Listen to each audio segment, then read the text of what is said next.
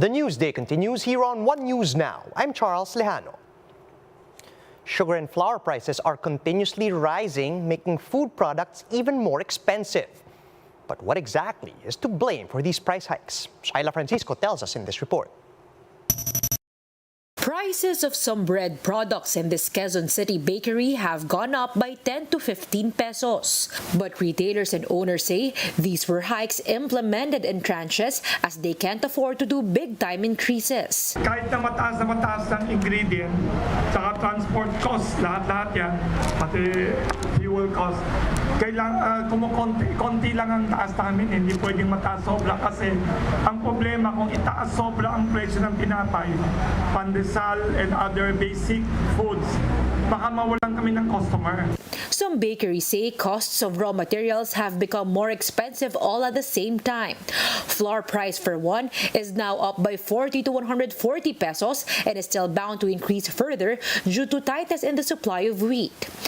Aside from drought conditions in source countries, wheat supply is affected by India's export ban, as well as the Ukraine-Russia tension, which are blocking shipments. There is so much wheat in the world, Yes. but more than half of it is unable to go out for export. Okay? Dahil sa Between the two of them, Russia and Ukraine, they have about 30 to 40% of the exportable wheat in the world. Wow. But that is not available right now. Problem is 100% of the country's supply is imported. That is why, aside from bread, supply of cakes, cookies, lumpia wrapper, instant noodles, pasta, ice cream cones, and red hot dogs can be affected. Whatever government actions are made would only temporarily alleviate the pricing situation so long as the war in Ukraine and Russia continues. Hanggat hindi tumitigil yung away na yan, the prices of wheat will continue to go up. Remember, Russia is also the world's biggest exporter of gas And fertilizer. Number one in the So, world. other things are also going up. Sabay-sabay yan eh. Connected yan eh. Sugar, meanwhile, now costs up to 90 pesos per kilo. United Sugar Producers Federation says this is due to higher fuel, fertilizer, and labor costs. While the government also gave its go signal to import 200,000 metric tons of sugar, the group said it went straight to industrial users, including manufacturers and soft drink companies. So yun ang problema. Bakit sa kanila lang binigay? At bakit hindi binigay sa mga local market vendors, hindi binigay sa mga bakeries? Those are the people who need it most. The DA, however, has this to say. Kasi nung panahon na yan, yun ang nangangailangan. Even now, the industry needs sugar. Eh kung walang sugar, apektado ang industry din. So that's why they were balancing their actions. We were balancing our actions, not only for the consuming public, but for the industry that also needs sugar. The Sugar Regulatory Administration says prices would not have shot up if not for the temporary restraining order filed by the Matas camp. Still, the agency will monitor the supply of sugar and will fast-track requests for clearance to import the commodity. For News 5, Shaila Francisco, we are One News. The Sugar Regulatory Administration claims it is Unifed's TRO that is to blame for the looming shortage in sugar supply. In a statement, SRA Administrator Hermenegildo Serafica said that since the sugar importation for industry users was delayed, they were forced to get their supply from the local market, thus causing a shortage. The Octa Research Group says the nationwide positivity rate has climbed to 4.5% after the Health Department logged 409 new cases yesterday. This falls near Octa's forecast of 400 new infections, as there are currently 4,860 active cases in the country, while the number of total infections has reached 3.6 million. Octa's Professor Guido David says they're expecting COVID-19 cases to rise further today, with new infections seen to hit 650 to 700. Meanwhile, over 200 new cases have been recorded in Metro Manila, and of this total, the majority, or 68, are from Quezon City, followed by the city of Manila with 26 and Makati with 24. All over the country, Metro Manila tops the list of provinces with the most number of new cases, and that's followed by Cavite with 24 and Iloilo with 18. Aside from choosing meals that are budget-friendly, Filipinos may also have to choose healthier food. Health experts all over the world warn that fatty liver is turning into a silent epidemic. Mobile journalist Yeda Pascual with the report.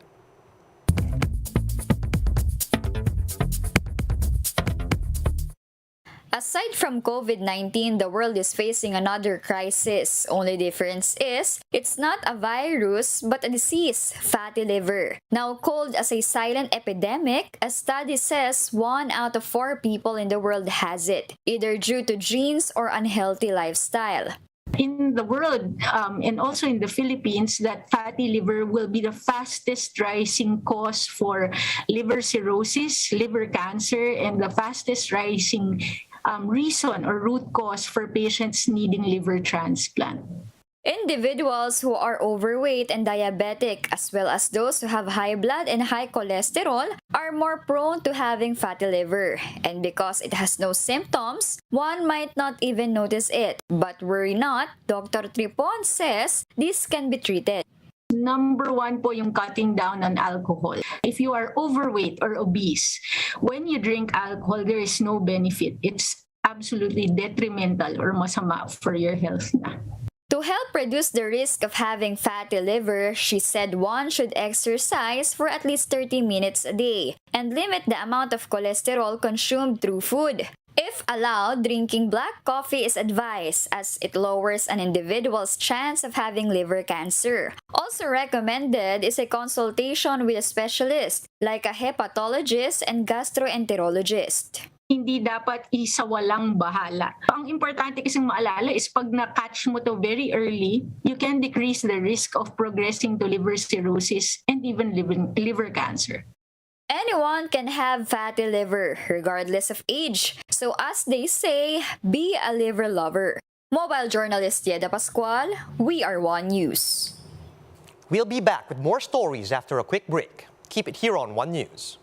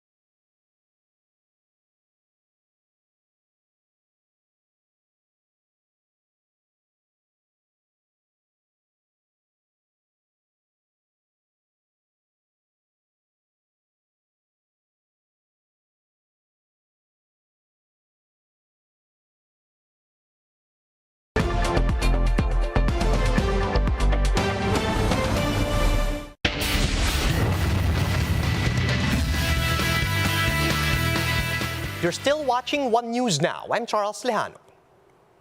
Filipino gymnastic champion Carlos Yulo is back in Manila for a few days. Marty Bautista tells us what he's up to in this report. The Golden Boy is back in Manila. It's always a rare occasion for Carlos Yulo to return to his homeland since he decided to live in Yokohama, Japan for his training. But luckily enough, he's had the opportunity to come back home yesterday and spend quality time with his family, teammates, and even girlfriend. Nung tinanong ko po yung coach ko, sabi niya, didiretso po kami ng Japan pero napag-isipan niya po na kahit 3 days makauwi man lang po. Siyempre po, sobrang halaga din po sa akin na makita ko yung family ko po and makasama sila kahit sobrang bilis po. Apart from the 5 gold medals and 2 silver medals Kaloy bagged in Hanoi, Vietnam for the 31st Southeast Asian Games, the Golden Boy also bagged another historic feat in the Artistic Gymnastics Asian Championships in Doha, Qatar. Kaloy registered 3 gold medals for the men's vault, parallel bars, and floor exercise events. Yulo tallied a total of 14,800 points for his gold finish in vault and 15,167 points for the parallel bars. These were the first medals Team Philippines has won in the tournament, cementing Yulo's place among the greats in Asia. But for Yulo, he still thinks his achievements are far from perfect. Solid 8 po. Prepared naman po akong pumunta doon pero before competition po medyo nawala po yung yung momentum po. Doon po yung pinakamahirap na points, siguro doon din po nawala yung 2 points ko. Pero syempre nga po sayang din po yun. 3 araw din po yung nasayang ko. Kaya malaki po yung chance na nagkamali po ako sa mga ibang events din po. Carlos Yulo's girlfriend Chloe was also present to spend time with him before he flies back to Japan tomorrow. Yes po, kahapon po with my family din po. Kasama po namin siya magpunta sa province ko po and nagpunta din po kami ng Baguio po. After spending some quality time with his family, Yulo will go back to training for the 2022 World Artistic Gymnastics Championships.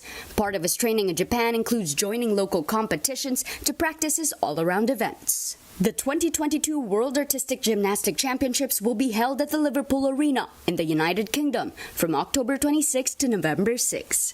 For News 5, Marty Bautista, we are One News.